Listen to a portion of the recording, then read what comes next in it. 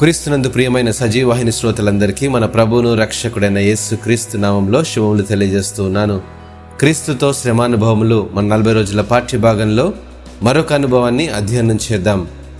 నా శరీరము నిజమైన ఆహారమును, నా రక్తము నిజమైన పానమునై ఉన్నదని యోహాను సువార్త 6వ అధ్యాయం 55వ వచనంలో మనం గమనించగలం. ఐగుప్తు బానిసత్వం నుంచి బలిష్టమైనటువంటి దేవుని హస్తం ఇశ్రాయేలీలను విడిపించింది. అరణ్య మార్గం గుండా పాలుతేనెలు ప్రవహించే దేశం వైపు నడిపించింది. కనాను ప్రయాణంలో ఇశ్రాయేలీలను దేవుడు పరీక్షిస్తూ ప్రత్యేకంగా వారి ఆహార అలవాట్ల విషయమై జాగ్రత్త పడమన్నాడు. ఐగుప్తు ఆహారానికి అలవాటైన వారి శరీరాలకు అరణ్యంలో పరలోకపు మన్నాను, బండ నుండి జీవజలపు ఊట్లను ఇచ్చి ఆహార శైలిని మార్చి నేర్పించాడు. జాగ్రత్తగా గమనిస్తే ఇశ్రాయేలీలను ఆకలితో అలమటించేలా చేసి మన్నాతో తృప్తిపరుస్తూ వచ్చాడు. వారైనను వారి తల్లిదండ్రులైనను మునుపెన్నడూ ఇటువంటి ఆహారంను తినలేదు గాని, మనుష్యుడు రొట్టె వలన మాత్రము కాదు గాని దేవుని నోట నుండి వచ్చు ప్రతి మాట వలన జీవించును అనే అనుభవాన్ని నేర్పించాడు. దేవుని బిడ్డలైన మనకు ఆహార పద్ధతులను, అలవాట్లను మార్చుకోమని తెలియజేస్తూ క్రీస్తు శరీరమును భుజించే ఒక గొప్ప అనుభూతిని నేర్పిస్తూ ఉన్నాడు.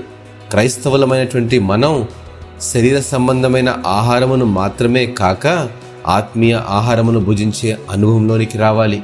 ఈ అనుభవం అన్ని సందర్భాల్లో దేవుని మాట వలన జీవిస్తూ సమస్తము ఆయన ద్వారా పొంది ఉన్నామని విశ్వసించి పరలోకము నుండి మన కొరకు జీవాహారమైన ఆ క్రీస్తు శరీరమును తిని నిత్య జీవానికి వారసులమయ్యే కృపను పొందుకోవాలి.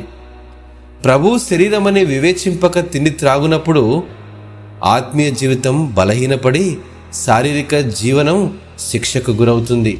బాప్తిస్మ సాక్ష్యం పొంది వారమంతా లోకానుసారంగా జీవించి పరిశుద్ధ దినమున ఆయన బలలో చేయివేస్తే వ్యక్తిగత కుటుంబ జీవితాలు దేవుని ఆశీర్వాదాలు పొందలేకపోగా శాపానికి గురవుతాయి. అనేక సార్లు మన జీవితాల్లో అపజయం పొందుతున్నామంటే కారణం మన అజాగ్రత్త వల్లే. తగినటువంటి నియమాలతో, జాగ్రత్తలతో ఈ అనుభవాన్ని అలవాటు చేసుకుందాం.